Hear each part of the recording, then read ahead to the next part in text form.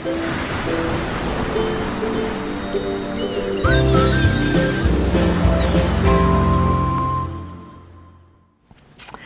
there, this is Allison with Let's Go Travel Tips.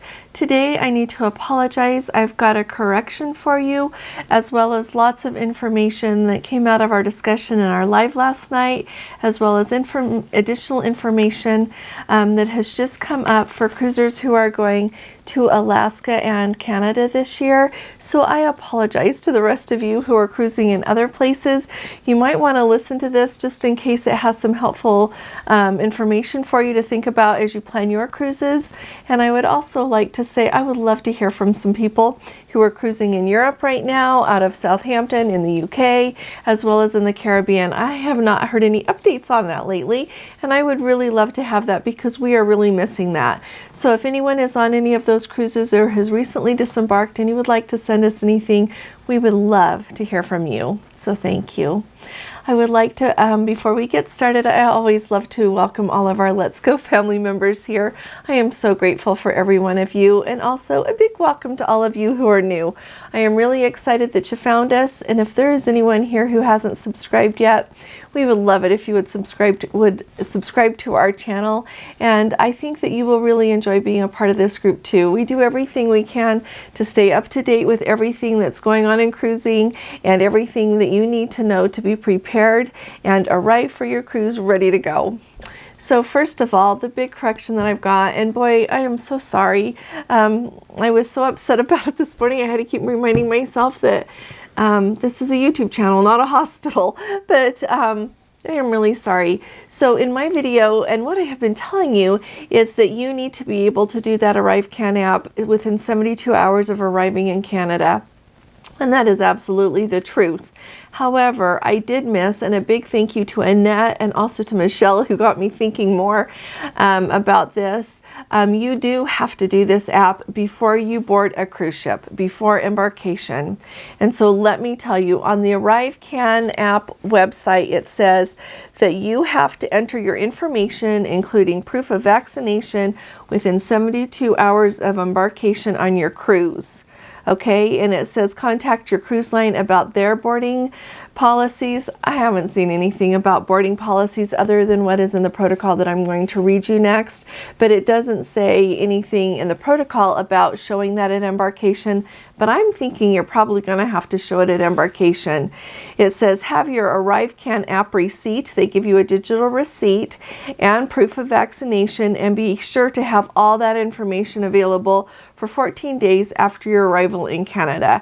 Now we know that when you go on a cruise and you just visit a port and you're back out, or you just fly in and hop on the boat or anything like that, you're not staying for 14 days. But this is a way, I guess, of just saying that maybe you should take the information ashore with you when you go. Just have a copy of that digital receipt either on your phone or print it out if you just do it at home before you leave, or if you're going to be visiting like a U.S. port for a while before you embark on the ship, you'll be there longer than that 72-hour window. If you're at a hotel, most hotels have printers that you can use to print something like that out if that's easier for you. But whatever works, have that with you just in case is what I would say. Let me tell you also what it says in the itinerary, in the protocols from Princess. They just say, and I did call to verify this morning, it says within 72 hours of embarkation, the Canadian government requires guests to use the Arrivecan app to sign in.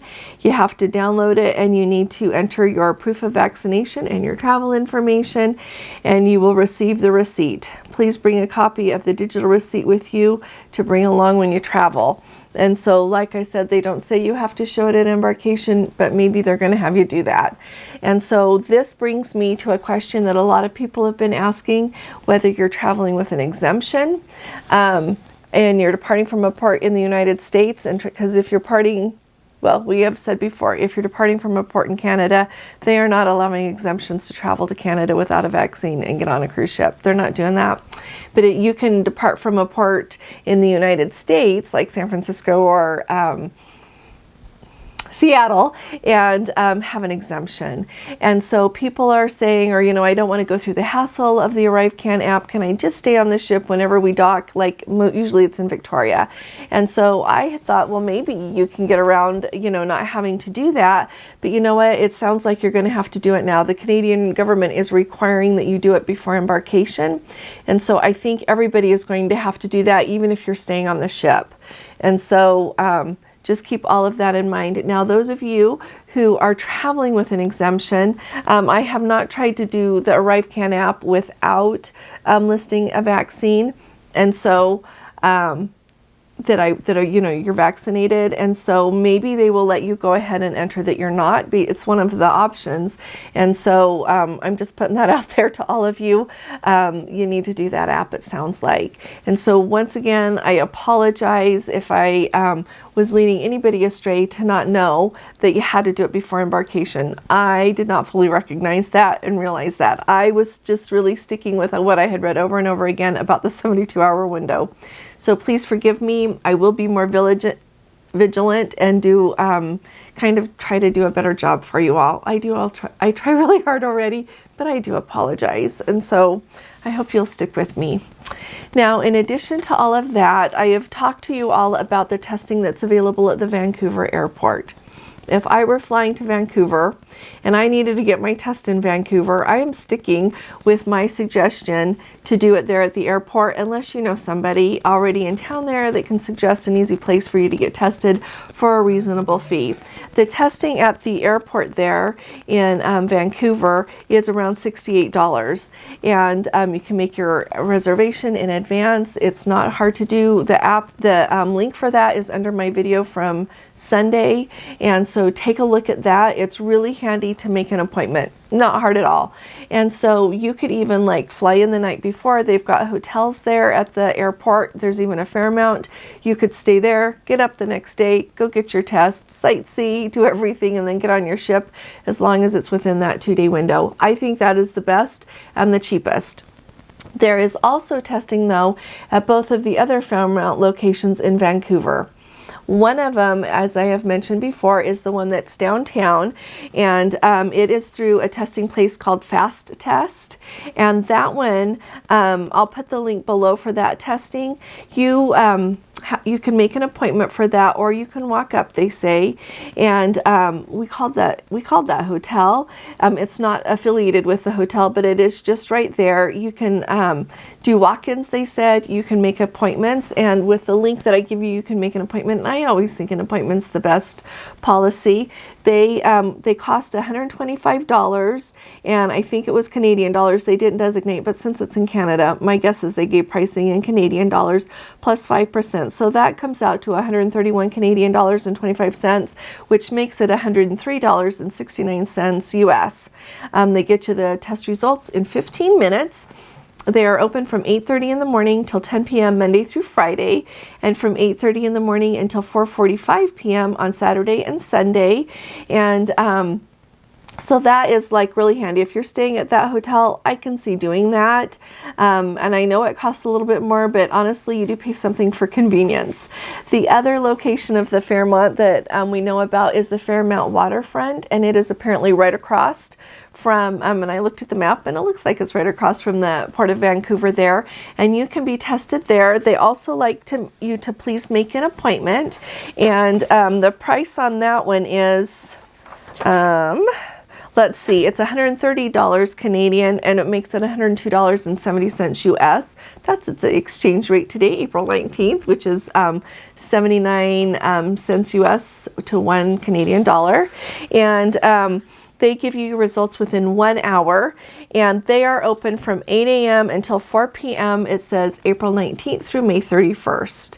And so that's another option if you're going to be right down there and you want to get that. And I would not leave it until the morning that you're going to leave. Like, just that seems like stress to me. But if it's not to you, it's okay. They open at 8:30 in the morning, and if you've got an appointment and you're right there, it should be okay. But those are just some extra options for you all. If you are going to be traveling there, there's just a couple of more options. And Gordon and I often stay at the airport when we fly into somewhere the night that we get there. Depends on what time our flight arrives.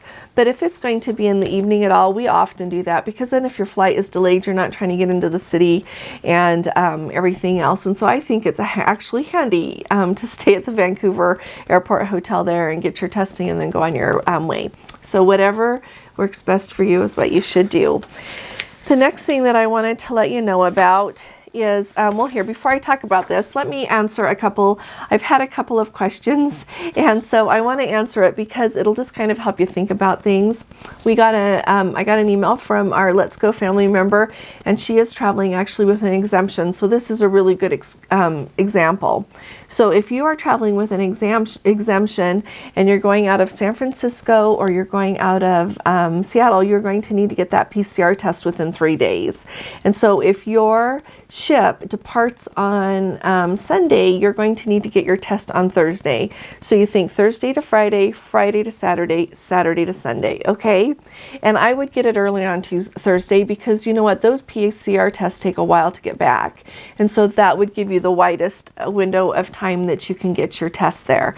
The other thing that goes with that is just a reminder that you're traveling with an exemption, but it sounds like you do need to do that Arrivecan app. Even though you're not going to get off the ship in Victoria, you're not planning on that, you need to go ahead and do that Arrivecan app. It doesn't say anything on the Arrivecan app or on the Princess Protocol about an exemption not having to do the Arrivecan app. I think that is a requirement for embarkation on these cruises.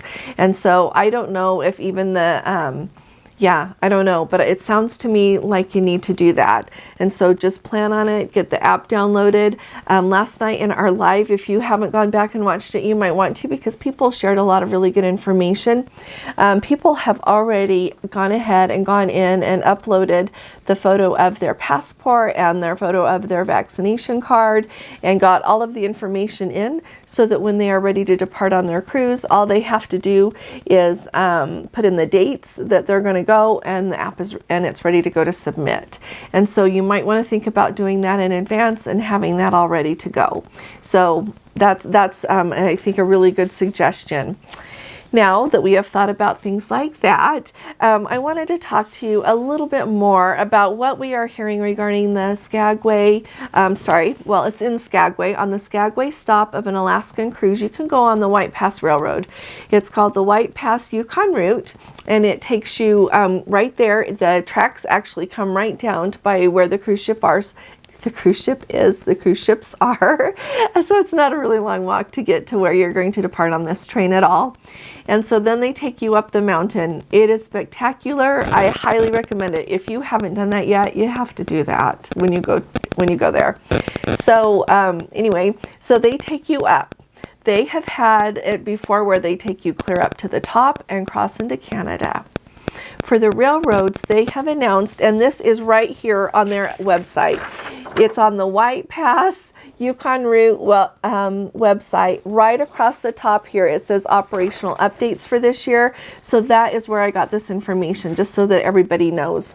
So they say that after months of working towards restoring the Carcross and Fraser train service combination, so now the Fraser is where you cross over there into Canada, and Carcross is the place in the Yukon there that it goes to. We unfortunately must announce that we are unable to provide these offerings for the 2022 season. And then they go on to just say they're sorry they delayed the difficult decision until they could see that this was unavoidable. And so we have had a lot of discussion, and everybody is wondering if all of the excursions are going. If you are booked on a regular White Pass Railway excursion and it was not supposed to go into Canada, I don't think it's going to change at all. If you are booked on one that was supposed to go into Canada, it sounds like it's not going to go into Canada.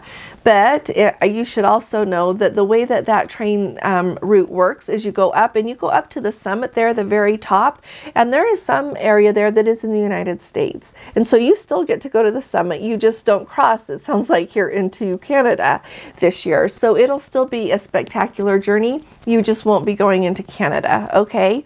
Now, as I have mentioned, we have had, and last night I got another email after our live of some people that had some excursions booked that would have had that, that would have gone over into Canada. They said they have been contacted by their the separate excursion companies. Now, they didn't book these through Princess. They just booked their own tours and said, we're not able to do that this year, and they've gotten their money back. So what I am wondering is if some of the crossings are going to go ahead and go. I don't know, and I'm really hopeful that all of you will tell me. I know that the first Princess cruise is April 29th. I know that the Koningsdam is already sailing, and so I would love to hear from anybody who has had an experience with this, how things are going. I don't know if they are just going to maybe alter some of the excursions when you get there, or if the buses are going to go across the Yukon Highway, crossing right there where they will be able to go into Canada. There is nothing out there about that. I have looked and looked and looked, and there is no releases by any of the cruise lines on not going there, about that road being closed, nothing. But we have heard of some people having their excursions canceled by independent tour companies. So that's where we stand today. If you want to book one of those, I would say book one, and you're going to get something good. I'm convinced of that. It's way better than sitting on the ship or just wandering around town all day. And so that's where we stand. If anybody has any other information on it, I would love to hear from you. That is just where we stand today, and that's everything that I can find about it. So like I said, those of you who are going early here, really, we will love any information you'll share with us, because it will really help all of us. I also want to point out on this that they said that on the railroad that you're going to have to wear your face coverings, and they're mandated by the Federal Railroad Administration. That leads me into my next topic. As you have all probably seen by now, the TSA is no longer enforcing masks on airplanes and other forms of public transportation.